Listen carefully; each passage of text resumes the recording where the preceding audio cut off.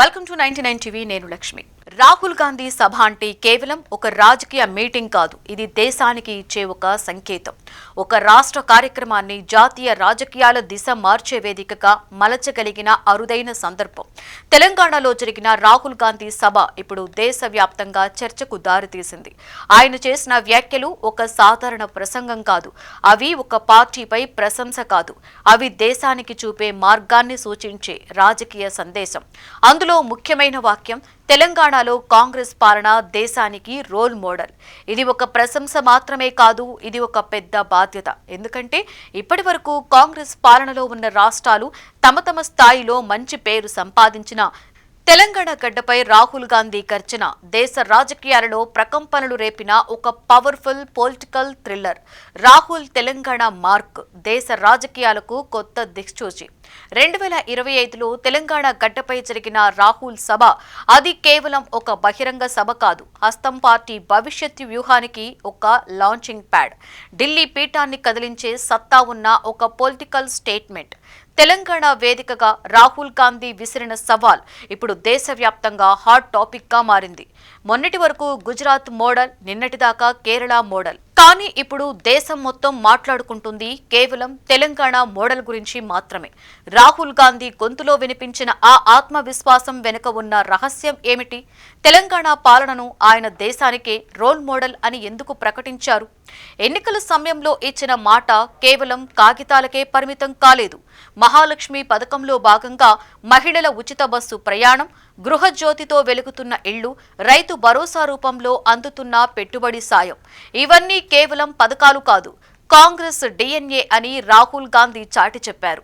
మేము హామీ ఇచ్చి గెలవడం కాదు, ఆ హామీని నెరవేర్చి ప్రజల మనసులు గెలుచుకొని వారి గుండెల్లో చోటు సంపాదించటమే మా లక్ష్యం అని రాహుల్ చేసిన వ్యాఖ్యలు ప్రత్యర్థి పార్టీల గుండెల్లో రైళ్లు పరిగెత్తిస్తున్నాయి. గతంలో పాలన అంటే గదులకే పరిమితం, కానీ ఇప్పుడు పాలన అంటే ప్రజల మధ్యకు వెళ్లడం.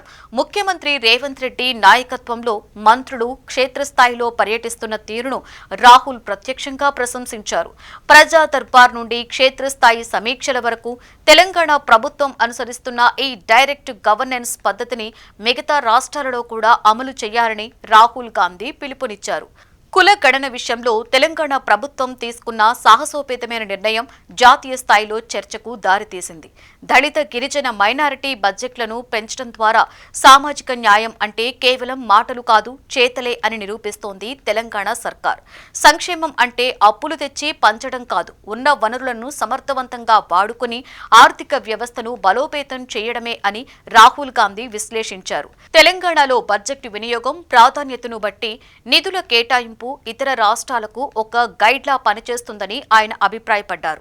ఇది కేవలం ప్రశంస కాదు, కాంగ్రెస్ ఆర్థిక విధానాలపై రాహుల్ కి ఉన్న నమ్మకానికి నిదర్శనం. రాహుల్ గాంధీ మాటల్లో ఒక స్పష్టత ఉంది. తెలంగాణ ఇప్పుడు కేవలం ఒక రాష్ట్రం కాదు, కాంగ్రెస్ దేశానికి ఏం చేయబోతుందో చూపించే ఒక లైవ్ ఎగ్జాంపుల్.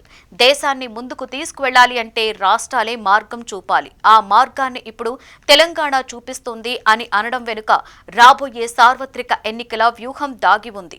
రాహుల్ గాంధీ తెలంగాణ సభ ఒక గట్టి సిగ్నల్ ఇచ్చింది.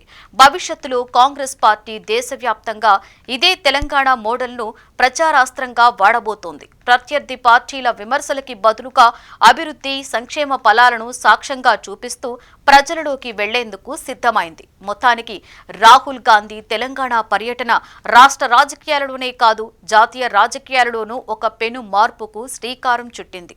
మాటల గారడీ కంటే పనుల ద్వారా ప్రజల మనసును గెలుచుకోవడమే అసలైన రాజకీయమని రాహుల్ గాంధీ చాటి చెప్పారు. మరి ఈ తెలంగాణ మోడల్ దేశవ్యాప్తంగా ఎలాంటి ప్రభావం చూపుతుందో వేచి చూడాలి.